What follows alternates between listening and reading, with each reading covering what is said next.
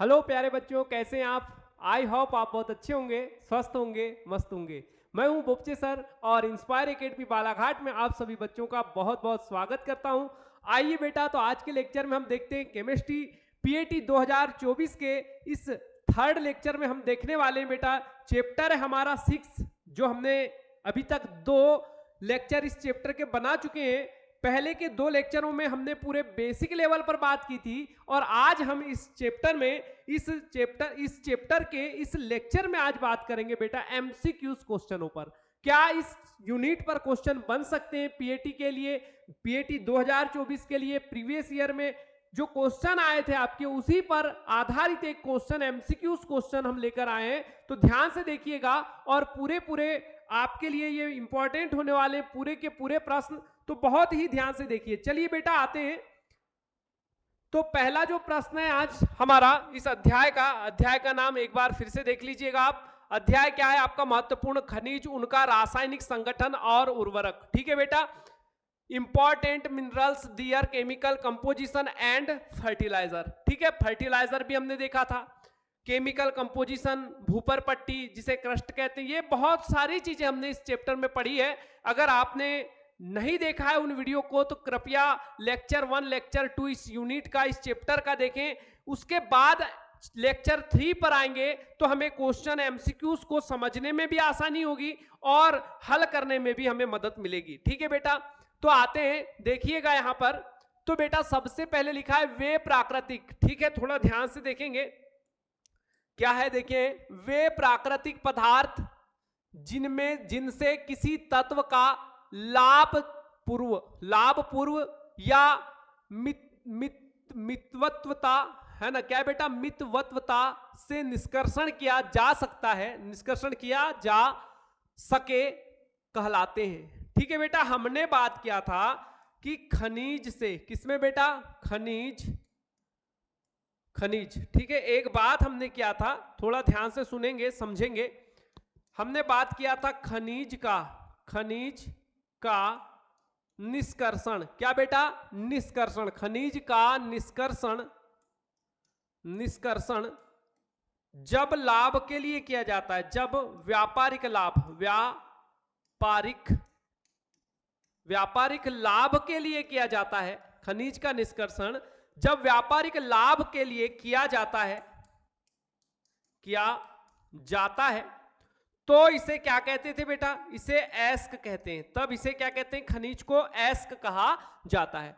तो यहां पर देखिए, पहला ऑप्शन है एस्क, दूसरा है लवण, तीसरा है गैंग और चौथा ऑप्शन है बेटा खनिज। तो अब यहां पर बात आती है कि वे प्राकृतिक पदार्थ जिनसे किसी तत्व का, तत्व मतलब खनिज का बेटा, लाभदायक या मितवत्वता, है ना, से निष्कर्षण किया जा सकता है कहलाता है। तो बेटा एस्क कहलाएगा। ठीक है, क्या कहलाएगा? एस्क कहलाएगा। पूरी बात समझ लीजिए। खनिज या धातु का निष्कर्षण क्या है? जब व्यापारिक लाभ की बात है, लाभ पूर्वक, ठीक है, किया जाता है तो उसे एस्क कहते हैं। क्या कहते हैं बेटा? एस्क कहते हैं। ठीक है, क्वेश्चन को ऐसा नहीं कि हमने जैसा पढ़ा उसी रूप में क्वेश्चनों को दे दे, थोड़ा घुमाता है बेटा। तो थोड़ा कैसे घुमा सकता है, इस प्रकार से हमने क्वेश्चन लेके आया है। चलिए आगे की ओर बढ़ते हैं बेटा, आइएगा देखते हैं क्वेश्चन नंबर 2 सेकेंड। यहां देखिए लिखा है निम्न में से कौन सी धातु प्रकृति में मुक्त रूप में प्राप्त होती है। प्रकृति में क्या होती है बेटा?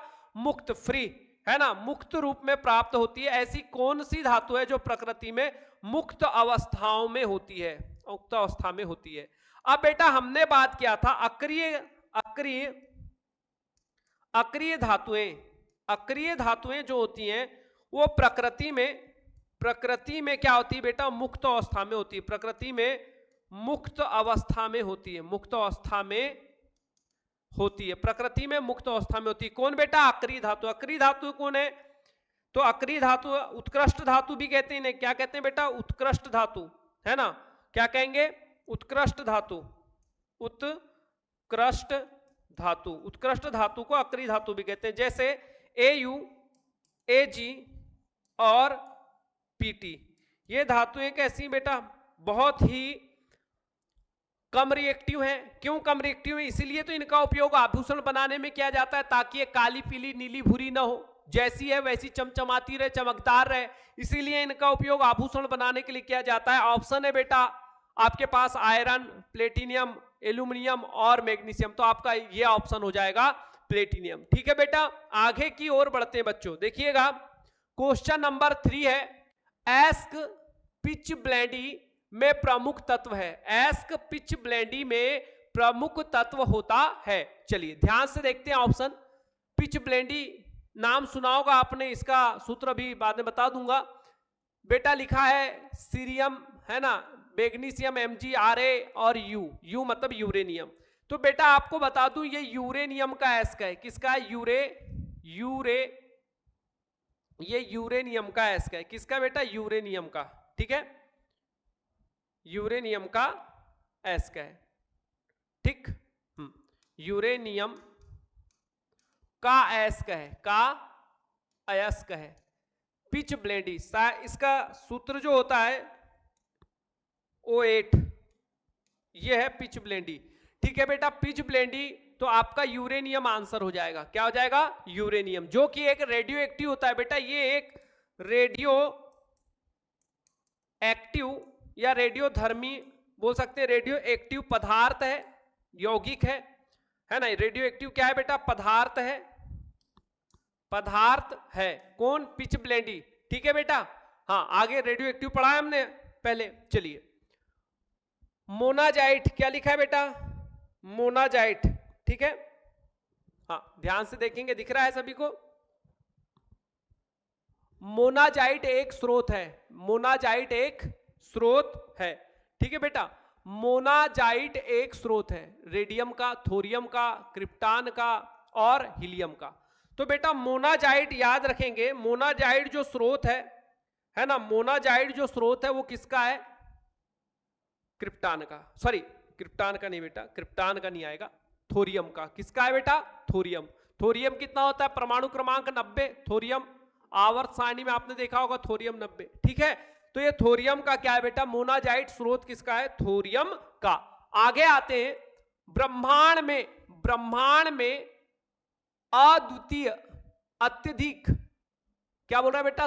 ब्रह्मांड में द्वितीय अत्यधिक सामान्य तत्व, यानी द्वितीय अत्यधिक मतलब पहले, देखो ब्रह्मांड में पहले नंबर पर पाए जाने वाला जो ज्यादा मात्रा में होता है, दूसरा जो अत्यधिक मात्रा में होता है ब्रह्मांड में, पूरे ब्रह्मांड में बेटा। ठीक है, हाँ बात करें तो यहां देखिए क्या है, ब्रह्मांड में द्वितीयक सबसे ज्यादा मात्रा में पाए जाने वाला तत्व। तो बेटा ब्रह्मांड में आपने पढ़ा था, पूरे ब्रह्मांड की बात हो रही, वायुमंडल की नहीं।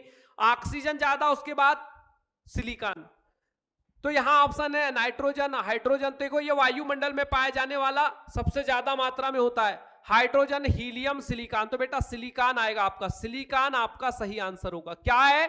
ब्रह्मांड में दूसरे नंबर में क्या है बेटा? दूसरे नंबर वाला अत्यधिक सामान्य तत्व। ठीक है, चलो आगे। अब बेटा आगे जो है, वायुमंडल में सर्वाधिक मात्रा में होती है कौन सी गैस होती है? मतलब बेटा गैस, अब कौन सी गैस होती है?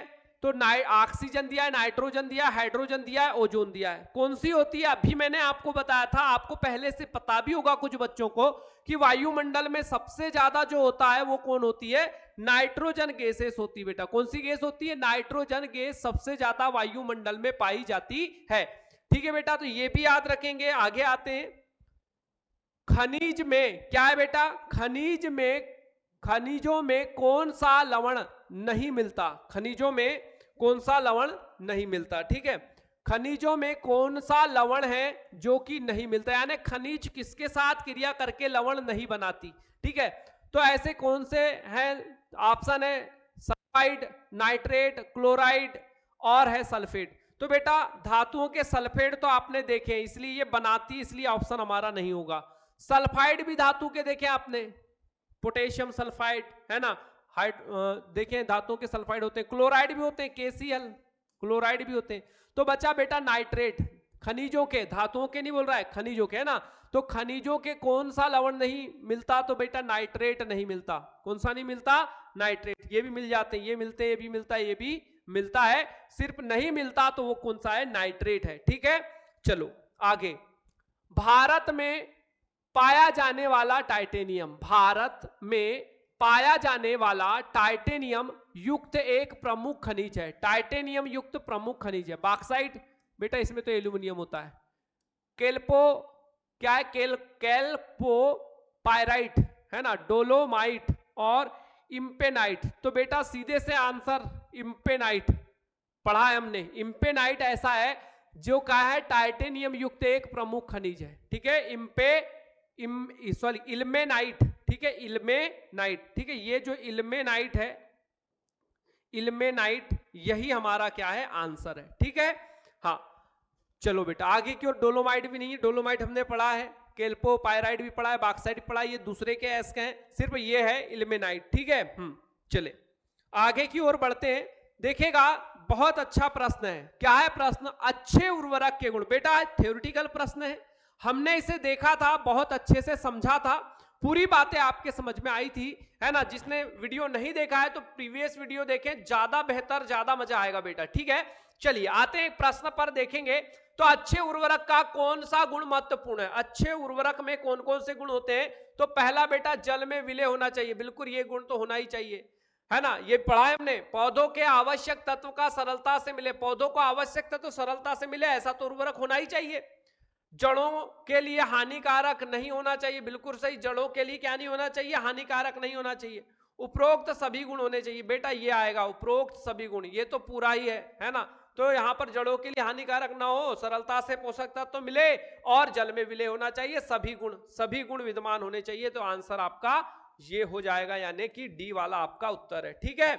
चले अब आगे की ओर बढ़ते हैं। अगला प्रश्न देखें, निम्न में से कौन सी धातु का इसके एस्क से सही मिलान है, ठीक है। धातु का उसके एस्क के साथ सही मिलान कौन सा है? ऑप्शन देखेंगे, ए है ये जिंक केलेमाइट, सिल्वर इल्मेनाइट। बेटा अभी जब हमने इल्मेनाइट देखा था, किसका एस्क था? देखो अभी जस्ट हमने देखा है किसका एस्क है, इल्मेनाइट। ये देखिए इल्मेनाइट किसका है? टाइटेनियम का। जब टाइटेनियम का है तो ये तो हमारा कट ही हो गया, ठीक है। टीन एजुराइट, ये भी नहीं है टीन का। मैग्नीशियम का केसिटेराइड, ये भी नहीं है। तो बेटा ये सही उत्तर होगा जिंक का केलेमाइन, ठीक है, ये आपका सही उत्तर है, ठीक है। चलिए आगे, ये सारी बातें बेटा हमने जब एस्क कुछ मुख्य धातुओं के एस्क के बारे में जब एक सूची पढ़ी थी, वहां हमने पूरी बातें पढ़ा है, ठीक है। चलिए आगे की ओर बढ़ते हैं बेटा। जिंकाइट एक खनिज है जिसमें होता है जिंकाइट, ठीक है। जिंकाइट एक खनिज का एस्क है जिसमें होता है। तो बेटा सूत्र है ये देखिए, ZnCO3, ZnS, ZnSO4 और ZnO। तो बेटा क्या है जिंकाइट का सूत्र? तो जिंकाइट का सूत्र बेटा ये है ना, याद रखें यहां पर। जिंक ऑक्साइड को ही जिंकाइट कहते हैं। क्या है बेटा? ये जिंक का ऑक्साइड जो है, जिंक का ऑक्साइड है ना, जिंक ऑक्साइड जो होगा, जिंक ऑक्साइड ही क्या होता है? जिंकाइट होता है, ठीक है। जिंक ऑक्साइड ही जिंकाइट होता है। चलिए आगे की ओर बढ़ते हैं बेटा, आते हैं अगले प्रश्न पर। अगला प्रश्न है कार्नेलाइट, ये भी पढ़ा था हमने। कार्नेलाइट का सूत्र होता है, दिया है बेटा K2SO4 MgCl2 6H2 into 6H2। दिमाग लगाइए, आप लोग भी कमेंट में उत्तर लिख सकते हैं। KCl इंटू MgCl2 6H2 है ना, फिर है K2SO4 इंटू MgSO4 इंटू है ना, क्या है CaSO4 इंटू 6H2 है ना, फिर क्या है K2SO4 MgSO4 इंटू 6H2। बेटा ये आपने पढ़ा है, ये जो है आपका ये क्या है? कार्नेलाइट का सूत्र है। आपको याद होगा, नहीं है तो ध्यान से एक बार देखें प्रीवियस वीडियो को, तो आपको समझ में आने लगेगा। निम्नलिखित में से क्या है बेटा? निम्नलिखित में से कौन सा यौगिक उर्वरक के रूप में प्रयुक्त होता है? तो उर्वरक के रूप में प्रयुक्त होता है तो सबसे बेटा देखो K2SO4 Al2SO4 3 और 24H2। बेटा ये तो फिटकरी है, ये नहीं होता, ये नहीं होता, ये तो फिटकरी है ना, ये कीटाणुनाशक के रूप में उपयोग में लाई जाती है। कैल्शियम साइनाइड ये भी नहीं होता, ये हमने देखा ही नहीं उर्वरक में। कैल्शियम सल्फेट ये भी नहीं देखा, ये आपका उत्तर होगा, है ना, ये आपका उत्तर होगा, ये आपने देखा है, ये आपने पढ़ा है, कैल्शियम फास्फेट, है ना, कैल्शियम फास्फेट आपने देखा है, ठीक है, ये आपका उर्वरक के रूप में उपयोग में लाया जाता है। ठीक है बेटा, आगे की ओर बढ़ते हैं, आगे की ओर बढ़ेंगे और देखते हैं। देखें अगला क्वेश्चन है, हड्डियों की राख, हड्डियों की राख में होता है कैल्शियम फास्फेट होता है, क्या है बेटा, कैल्शियम फास्फाइड, कैल्शियम फास्फेट, जानतो कोयला, जानतो कोयला मतलब चारकोल बोलते हैं बेटा इसे, चारकोल, चारकोल, है ना, या फिर है आपका अमोनियम फास्फेट। तो आपने जब हमने पढ़ा था निर्माण की विधियां किसके बेटा, फर्टिलाइजर रासायनिक उर्वरक के निर्माण की विधि जब पढ़ा था हमने, बहुत सारे रासायनिक उर्वरक मैंने आपको पढ़ाया हूं इसके पहले के लेक्चर में, वहां मैंने बताया था कि हड्डी की राख जो बनता है वो क्या होता है, कैल्शियम फास्फेट होता है। क्या होता है बेटा, कैल्शियम फास्फेट, ये जो है ये आपका हड्डियों की राख से प्राप्त होता है, तो ये हमारा क्या होगा, आंसर हो जाएगा। ठीक है, आगे की ओर बढ़ते हैं बेटा, जरिए लाइम चूना, लाइम चूना का सुपर फास्फेट होता है, लाइम चूना का सुपर फास्फेट होता है, विलेय प्राथमिक कैल्शियम फास्फेट, सामान्य कैल्शियम फास्फेट, प्राथमिक कैल्शियम फास्फेट प्लस जिप्सम, सामान्य कैल्शियम फास्फेट प्लस जिप्सम। तो बेटा ये आपका देखिए यहां भी हमने पढ़ा था, प्राथमिक कैल्शियम फास्फेट प्लस जिप्सम को मिला देते हैं तो लाइम चूने का सुपर फास्फेट क्या होता है, प्राप्त हो जाता है। चलिए आगे की ओर बढ़ेंगे, यूरिया है, यूरिया है, यूरिया, यूरिया, यूरिया है, तो यूरिया का सूत्र हमने पढ़ा था NH2CO NH2। तो बेटा ये जो है आपका, ये है यूरिया, क्या है ये, यूरिया। अब यूरिया का सूत्र हमने देखा है क्या है, बोल रहा है सरल उर्वरक है, जटिल उर्वरक है, मिश्रित उर्वरक है और इनमें से कोई नहीं, इनमें से कोई नहीं। तो बेटा क्या आएगा, आपने पढ़ा है यूरिया एक सरल उर्वरक है, तो आंसर आपका फर्स्ट वाला हो जाएगा ए, यूरिया एक सरल उर्वरक है। ठीक, आगे आगे देखेंगे बेटा नाइट्रोलीम, ये भी आपने जब फर्टिलाइजर के फॉर्मेशन की मेथड देखी थी, फर्टिलाइजर के निर्माण की विधियां देखी थी, तो वहां आपने पढ़ा था नाइट्रोलीम क्या है। तो नाइट्रोलीम बेटा ये भी नहीं है, ये भी नहीं है, हाँ ये आपका उत्तर है। ठीक है, तो ये है कैल्शियम साइनामाइड प्लस कार्बन के मिश्रण को ही क्या कहा जाता है बेटा, नाइट्रोलीम कहते हैं, नाइट्रोलीम कहते हैं। ठीक है, तो ये आपका उत्तर है, आंसर है। ठीक है, चले आगे बढ़ते हैं, नाइट्रोजन, नाइट्रोजन की अत्यधिक प्रतिशत मात्रा किसमें होती है। ठीक है बेटा, खादों के नाम दिया है, urea, CAN, ammonium nitrate, calcium nitrate. तो बेटा ये पूरे नाम दिए रासायनिक उर्वरक फर्टिलाइजर के, बोल रहा है यूरिया, CNA और अमोनियम नाइट्रेट और कैल्शियम नाइट्रेट में किसमें नाइट्रोजन सबसे ज्यादा होता है। तो हमने पढ़ा था कि सबसे ज्यादा नाइट्रोजन की जो मात्रा होती है वो यूरिया में होती है। किसमें बेटा, यूरिया में होती है। चले आगे बढ़ेंगे, संपूर्ण खाद वह है, संपूर्ण खाद, ठीक है बेटा, पूरा पूरा खाद, संपूर्ण खाद वह है जो मृदा को प्रदान करती है, जो मृदा को प्रदान करती है, मृदा मतलब मिट्टी को जो देता है, संपूर्ण खाद क्या है। ठीक है, बात समझ में आ रही है कि संपूर्ण खाद ऐसा खाद कौन सा है जो कि अपने आप पे संपूर्ण है, पूरा पूरा है। ठीक है, SK तथा H2 मतलब बेटा सल्फर, पोटेशियम तथा सल्फर डाइसल्फर, या नाइट्रोजन, पोटेशियम तथा फास्फोरस, सल्फर तथा नाइट्रोजन, या सल्फर, नाइट्रोजन तथा फास्फोरस। तो बेटा आपको मैंने बताया था कि पौधों को मुख्य रूप से, मुख्य पोषक जो है पौधों के लिए मुख्य पोषक वो 3 ही होते हैं, NPK। अब NPK में ये है नाइट्रोजन, ये है फास्फोरस और ये है पोटेशियम। क्या है बेटा, नाइट्रोजन, नाइट्रोजन, फास्फोरस, है ना, नाइट्रोजन, फास्फोरस,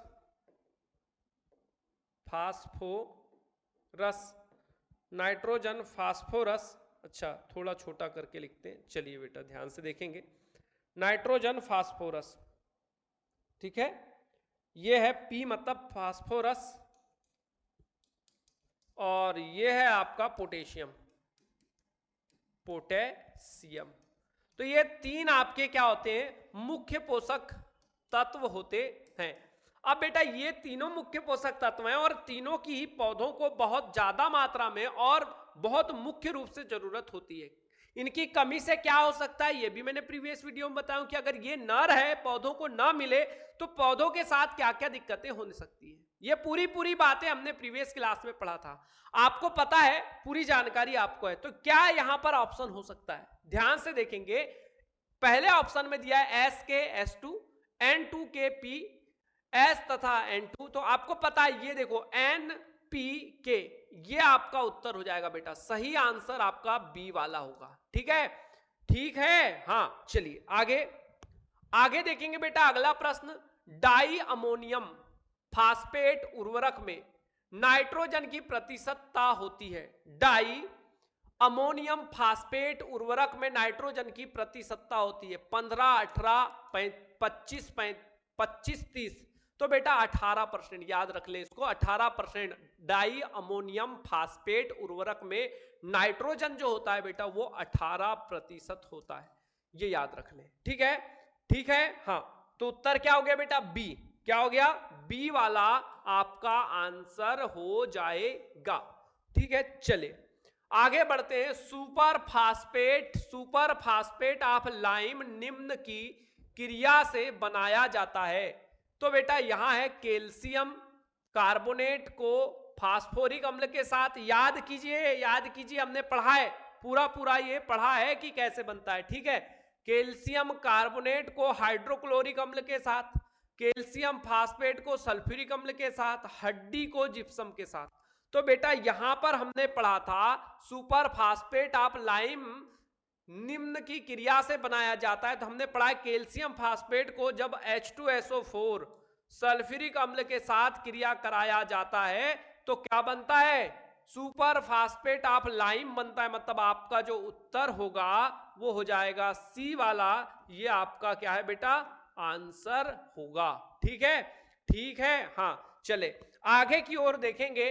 निम्न में से किस उर्वरक को सिंदरी उर्वरक के नाम से जाना जाता है। बेटा सिंदरी कहाँ है, ये सिंदरी जो एक स्थान है और ये कहाँ है बेटा, बिहार में है। और यहां पर आपको पता है एक उर्वरक का नाम जिसे कहते हैं अमोनियम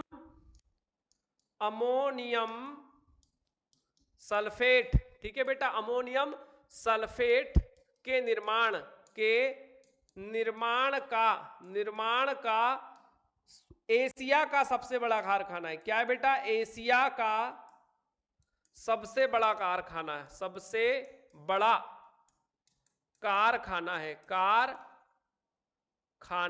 है, एशिया का सबसे बड़ा कारखाना है अमोनियम सल्फेट के निर्माण का एशिया का सबसे बड़ा कारखाना जो है वो कहां पर है, सिंदरी बिहार में है। तो बेटा सिंदरी बिहार में है और उसी के नाम पर अमोनियम सल्फेट को क्या कहा जाता है, सिंदरी उर्वरक भी कहा जाता है।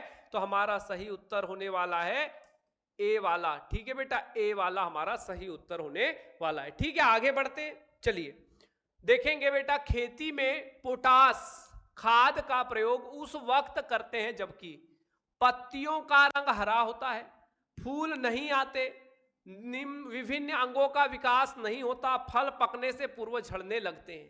तो आपने पढ़ा है बेटा पहले कि पोटास का जो मुख्य काम है वो फूलों के लिए होता है। क्या होता है बेटा, फूलों के लिए, कि जब फूल नहीं आते या फूल किसी कारणवश रुक जाते हैं तो इसके लिए किसकी कमी मानी जाती है, पोटास की। तो ऐसी स्थिति में हमें क्या डालना होता है, फसल में पोटास खाद डाल दो तो क्या होते हैं, फूल आने लगते हैं। तो जब फूल नहीं आते तब प्रयोग करते हैं पोटास खाद का। तो आंसर हमारा जो होने वाला है वो बी होने वाला है कि खेतों में पोटास खाद कब डालते हैं, जब फूल नहीं आते। ठीक है, चलें आगे की ओर बढ़ेंगे।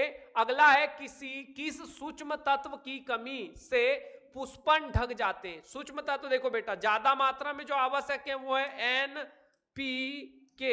इसके अलावा बहुत सारे तत्व हैं जो कि कम मात्रा में आवश्यक होते हैं, सोडियम, मैग्नीशियम, कैल्शियम, है ना, और भी पढ़ा था मॉलिबेडेनियम, है ना, ऐसे पता नहीं कितने सारे, कॉपर जिंक, है ना, नाइट्रोजन, ये सभी तत्व हल्के हल्के हमें पौधों के लिए जरूरी होते हैं, ठीक है। बट यहां पर ध्यान देना है कि ऐसा कौन सा सूक्ष्म पोषक तत्व है जो कि पौधों के लिए क्या है, पौधों में पुष्पन ढक जाते हैं की कमी से पुष्पन जो है, पुष्प जो है वो ढक जाते हैं, ठीक है। Nitrogen, zinc, copper, molybdenum. बेटा यहां पर याद रखें कि मॉलिबेडेनियम की कमी से क्या होता है, पुष्प ढक जाते हैं। क्या होता है, पुष्प ढक जाते हैं। चलिए आगे की ओर बढ़ते हैं और देखिए प्रश्न, पौधों में बोरान की कमी, ठीक है बेटा, बोरान की कमी का प्रभाव होता है। पौधों में बोरान की कमी का प्रभाव होता है।